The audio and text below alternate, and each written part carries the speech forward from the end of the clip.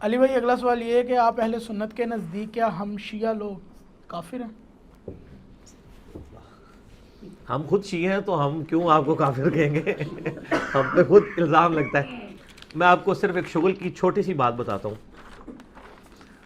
پچھلے دنوں میری بات ہوئی مولانا طارق جمیل حفظہ اللہ تعالیٰ سے. تو انہوں نے کچھ باتیں تو مجھے شیئر کرنے سے منع کی ہوئی ہیں، لیکن جو مجھے پتا ہے کہ وہ شیئر کرنے سے ناراض نہیں ہوں گے، میں وہ بات کر دیتا ہوں. تو مجھے انہوں نے منع کر دیا یہ بات تم نے نہیں کرنی کہیں بھی. میں نے کہا سر آپ سمجھیں کہ آپ نے کنویں میں ڈال دیے، کیونکہ ہم تو خود افیکٹنگ ہیں ان چیزوں کے. لیکن ایک بات جو وہ ڈنکے کی چوٹ پہ کہہ سکتے ہیں نا، تو وہ مجھے کہنے لگے مجھے بتاؤ کہ رافضی اور شیعہ میں کیا فرق ہے. ٹھیک ہے، تو میں نے کہا جی سر رافضی وہ ہوتا ہے. پھر میں نے ان کو بتایا کہ بیسیکلی امام زین العابدین کے دو بیٹے تھے ٹاپ آف دا لسٹ، امام محمد باقر بن علی بن حسین بن علی، اور دوسرے تھے امام زید بن علی بن حسین بن علی، جن کا وہ فرقہ زیدیہ بھی ابھی ان کی طرف اپنے آپ کو منسوب کرتا ہے. تو امام زید کے سامنے کچھ لوگوں نے سیدنا ابو بکر و عمر کے اوپر طعن کیا، اور یہ روایتیں اہل سنت اہل تشیع دونوں کے ہاں پائی جاتی ہیں. تو انہوں نے کہہ دیا کہ انہوں نے روفتمونا، انہوں نے اپنے امام کو چھوڑ دیا. یعنی ہماری یہ تعلیمات نہیں ہے کہ آپ ابو بکر و عمر کے اوپر لعنت کرو نعوذ باللہ. یعنی یہ تو آل امیہ کا طریقہ ہے نا، صحابہ پہ سب و شتم کروانا. تو تم نے تو اپنے امام کی تعلیمات کو چھوڑ دیا، اس سے لفظ رافضی نکلا. یہ پھر اہل سنت کے ہاں مستعمل ہو گیا. امام مسلم نے بھی ایون جو ہے وہ رافضی کا لفظ صحیح مسلم کے مقدمے میں استعمال کیا ہوا ہے. ٹھیک ہے نا، کہ ہاں رافضیوں کے حوالے سے ڈسکشن کی ہوئی ہے کہ وہ جابر جوفی تھا جو غالی رافضی تھا، تو اس سے رافضی لفظ نکلا. یہ وجہ ہے کہ شیعہ اپنے آپ کو رافضی نہیں کہتے ہیں، کیونکہ وہ اس کو ایز اے نوٹوریس ورڈ مانتے ہیں.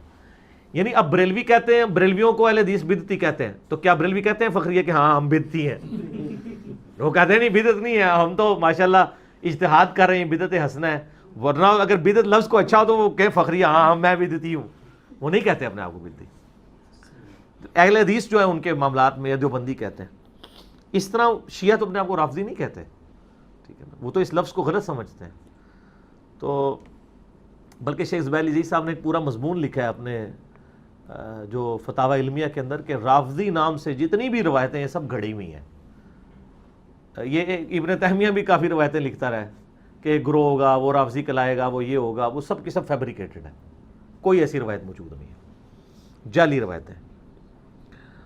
اور اس میں امام زید نے جب کہا نا انہوں نے یہ رافضی ہیں، تو میں نے طارق جمیل صاحب سے عرض کیا کہ وہ رافضی ہوتا ہے جو حضرت ابوبکر عمر کی خلافت کا انکار کرے، ان پہ طعن کرے. تو مجھے کہنے لگے اچھا تو شیعہ کون ہوتا ہے؟ میں نے کہا تسی تیسی. تو کہکا مار کے ہنسے اس کے اوپر. تو ظاہر ہے کہ شیعہ، میں نے کہا شیعان علی وہ ہیں جو حضرت ابوبکر عمر عثمان کی خلافت کو مانتے ہیں اور حضرت علی کے سپورٹر ہیں. مجھے بتائیں حضرت علی جس وقت خلیفہ راشد تھے اور ان کے خلاف جب لوگ کھڑے ہو رہے تھے تو حضرت علی کے ساتھی شیعان علی کہلائے ہیں نا. المصنف ابن ابی شیبہ میں موجود ہے نا کہ حضرت علی نے قنوت نازلہ پڑھی، اللہم علیک بمعاویہ و اشیاعہ، اے اللہ معاویہ اور اس کے شیعہ کو تباہ و برباد کر. تو ادھر کون تھے پھر؟ علی اور اس کے شیعہ. شیعہ کہتے ہیں گروہ کے لوگ. ٹھیک ہو کہ نا. تو اگر اس طرح وہ تو یہ تو اتنا یعنی اس اعتبار سے میں آپ کو بتاؤں کہ اگر آپ بریلوی علماء سے پوچھیں نا کہ یہ جو مسلم شریف میں آتا ہے کہ اہل حدیث کی روایتیں، اور امام ترمذی جگہ جگہ لکھتے ہیں کہ اہل حدیث کا یہ حکم ہے، تو وہ کہیں گے وہ والے اہل حدیث تو ہم ہیں، یہ تو وہابی ہیں. وہ فخریہ اپنے آپ کو اہل حدیث کہیں گے، ویسے بریلوی لکھیں گے اپنے ساتھ. تو ادھر بھی جب یہ باتیں ہم کریں گے نا تو جو سمجھدار سنی وہ کہیں گے ہاں ہاں ان معنوں میں تو ہم بھی شیعان علی ہیں. ٹھیک ہے، لیکن یہ والے شیعہ اور ہیں، یہ رافضی ہیں. ٹھیک ہے، اہل سنت میں بھی یعنی شیعہ کی ٹرم جو ہے وہ اور اعتبار سے استعمال ہوئی کہ جو ذرا میری طرح کی باتیں کرنے والے ذرا آؤٹ سپوکن لوگ تھے ان کو شیعہ کہہ دیا گیا، امام حاکم کو، عبدالرزاق کو. لیکن سنیے سے نہیں نکالا گیا، کہا گیا شیعت کی طرف مائل تھے. اور شیعت وہ یہ سمجھتے تھے کہ جو لوگ حضرت علی کے حق میں زیادہ بولتے ہیں. ٹھیک ہے، تو اس لیے وہ اس طرح کہتے تھے. دوسروں کو تو وہ رافضی کہا کرتے تھے، ورنہ تو صحیح بخاری کے 100 کے قریب راوی شیعہ ہیں. ٹھیک ہے، لیکن وہ اس طرح کے رافضی نہیں. ٹھیک ہے نا. یہ بات ہے. علی بھائی ابھی آپ نے یہی بات چلتے آئے ہیں, آپ نے یہ الفاظ بیان کیے ہیں کہ سین کے الفاظ جو پیچھے عبداللہ ابن عمر سے متعلق ہے, نیز آپ نے فرمایا کہ انہوں نے نا حضرت معاویہ نے اس معاملے میں حضرت عمر کی گستاخی کی ہے. تو ابھی آپ نے یہ رافضی سے متعلق فرمایا کہ جو صحابہ کرام کے متعلق جو کریں, تو کتنے پڑھتے پہ کیا یہ ادھر ٹرانسفر نہیں ہوتا فتویٰ ایسے؟ دیکھیں وہ انہوں نے آئینی طور پہ تو نام لیے بغیر بات کی ہے نا, ٹھیک ہے نا, تو وہ انہوں نے نام تو نہیں نہ لیا, اور اسی وجہ سے پھر اختلاف بھی ہے. بعض لوگ کہتے ہیں انہوں نے حضرت علی کو کہا ہے, ٹھیک ہے, تو یہ بات تو جینون ہے جی. تو سر ہم تو کہتے ہیں ڈنگے کی چوٹ پہ, بلکہ میں تو بہت آگے جا کے بات کرتا ہوں کہ اس زمانے میں جن لوگوں نے صحابہ کرام کو برا کہا ہے نا, وہ بڑے مجرم ہیں ان لوگوں کی نسبت جو آج صحابہ کرام کو برا کہہ رہے ہیں, اس لیے کہ انہوں نے تو ڈائریکٹ نبی علیہ السلام کی صحبت کی تھی, اور نبی علیہ السلام کی حدیثیں بھی آدھی بیان کرتے ہیں. ان کی بےایمانی دیکھ لیں کہ صحیح مسلم میں 6488 نمبر حدیث ہے کہ عبد الرحمن بن عوف اور خالد ابن ولید کا جھگڑا ہوا. عبد الرحمن بن عوف سابقون الاولون میں سے تھے, خالد ابن ولید جو ہیں وہ صلح حدیبیہ کے بعد مسلمان ہوئے ہیں, ٹھیک ہے. اسی لیے جو آیت آتی ہے نا کہ جو فتح سے پہلے مسلمان ہوئے اور جو فتح کے بعد وہ برابر نہیں ہے, کئی مفسرین اس فتح سے مراد صلح حدیبیہ لیتے ہیں, فتح مکہ نہیں لیتے, کیونکہ اس میں مکہ لفظ ہی نہیں ہے. اور یہ بات ٹھیک بھی ہے, کیونکہ قرآن میں انا فتحنا لک فتحا مبینا صلح حدیبیہ کو کہا گیا تھا. آج ہم نے آپ کو روشن فتح دے دی ہے کہ یہ صلح حدیبیہ کی جو ٹریٹی ہوئی ہے اس میں کافروں نے آپ کو پاور تسلیم کر لی ہے. قرآن کی روح سے جو فتح کا لفظ ہے نا وہ صلح حدیبیہ کے لیے استعمال ہوا ہے, انا فتحنا لک فتحا مبینا, اور آگے وہ. تو اس لیے وہ کہتے ہیں کہ جو صلح حدیبیہ سے پہلے مسلمان ہوئے اور جو بعد میں, وہ برابر نہیں, فتح مکہ کی بات نہیں ہے اس میں. یہ میں نے آپ کو ایک علمی نقطہ بھی, مدنی پھول بھی دے دیا ہے, ٹھیک ہے. اچھا اب ادھر واپس آ جائیں کہ وہ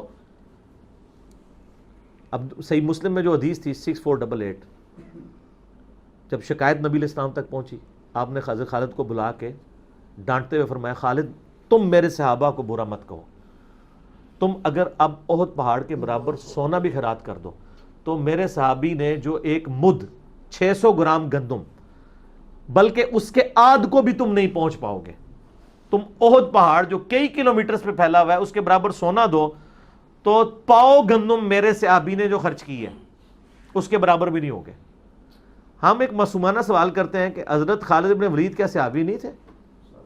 تو انہی کو کہا جا رہا ہے تم میرے صحابہ کو برا نہ کرو, ٹھیک ہے. اگر میں اپنے قریبی ایک بندے ہوں گے, تم میرے بندوں کو یہ کہتے ہو تو مراد یہ کہ میں تمہیں ابھی باہر نکال رہا ہوں. باہر ان معنوں میں ضرور نکال رہا ہوں کہ تم اس وقت اسلام قبول تم نے کیا ہے جب اسلام کا گولڈن پیریڈ ہے, صلح حدیبیہ کے بعد, یوں گراف اوپر. اور یہاں پر ان لوگوں نے اسلام اس وقت قبول کیا جب اسلام کا مطلب مار کھانا تھا. اور یہ حدیث بھی آدھا بیان کرتے ہیں میرے صحابہ کو برا مت کرو, میرے صحابہ کو برا مت کہو.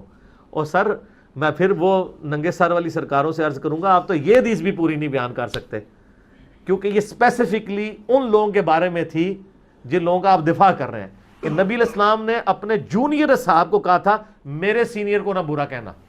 ہم پہ بھی ہے, لیکن پہلا مصداق اس کا کون ہے اس زمانے میں؟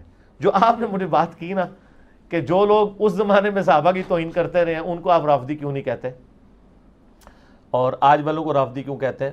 تو ہم یہ جرنل آپ سے ہم سے فتویٰ لے لیں کہ چاہے اس زمانے میں کسی نے غلط بات کی وہ بھی غلط ہے, آج بھی کرے غلط ہے, کیونکہ بخاری مسلم کی حدیث ہے میری فاطمہ بیٹی چوری بھی کرے تو میں اس کے بھی ہاتھ کٹواؤں گا, میں کوئی فرق نہیں کروں گا.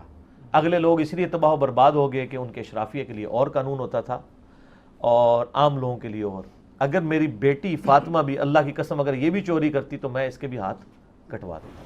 تو وہاں پہ حضرت عبداللہ بن عمر نے کم از کم اپنا پروٹیسٹ ریکارڈ کروا دیا ہے کہ میں نے ارادہ کیا میں ایسے کہوں کہ تجھ سے زیادہ خلافت کا حقدار وہ ہے جس نے تجھے اور تیرے باپ کے ساتھ قتال کیا ہوا ہے. اچھا مزے کی بات بتاؤں, یہ سیم الفاظ صحیح مسلم میں حضرت عمر کے اپنے بھی ہیں. صحیح مسلم ایک حدیث ہے, میں نے اس پمفلٹ میں ڈالی ہے کہ حضرت عمر کو مرنے سے کچھ عرصہ پہلے, شہادت سے پہلے خواب آئی کہ ایک مرغے نے 3 ٹھونگیں ان کو ماری ہیں.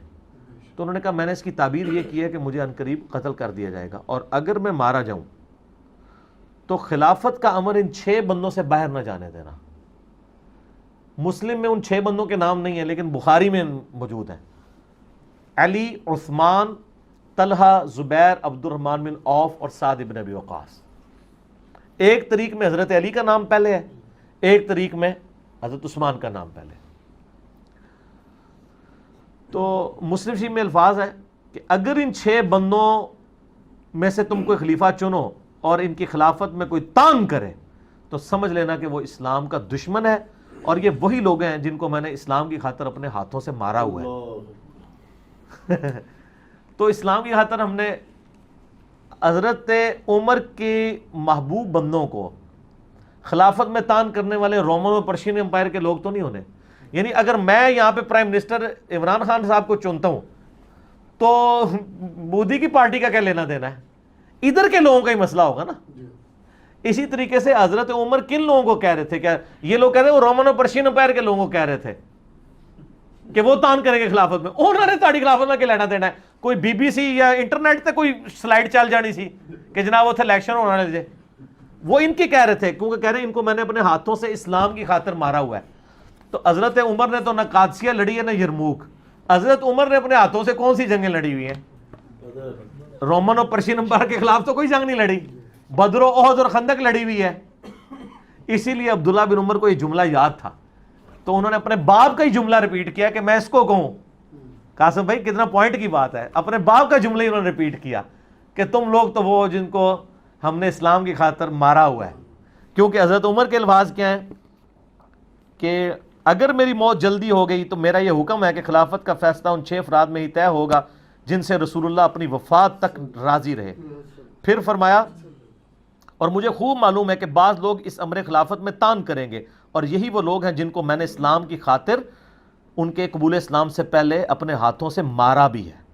ٹھیک ہے. اور پھر وہ اس کے بعد کہتے ہیں پس اگر وہ لوگ واقعی ایسا کریں یعنی خلافت میں تان کریں تو جان لینا کہ وہ اللہ کے دشمن، کافر اور گمراہ ہیں. اس کی معصومانہ سی کوئی تشریح کر دے اس حدیث کی. ٹھیک ہے. یہ صحیح مسلم میں 1258 ہے. ٹھیک ہو گیا نا جی. تو سر خلفائے راشدین کا شیعہ تو یہاں بیٹھا ہوا ہے. آپ کون سے خلفائے راشدین کو لے کے؟ میرے خیال ہے ان کے خلفائے راشدین جو ہیں پتہ کون ہیں؟ امیر شام ہیں، مغیرہ ابن شعبہ ہیں، عمر بن عاص ہیں اور بصر بن ابی ارطاء ہیں. ان 4 کو یہ خلیفہ راشد شاید سمجھتے ہیں. نہ سر، خلیفہ راشد ابو بکر، عمر، عثمان و علی ہیں.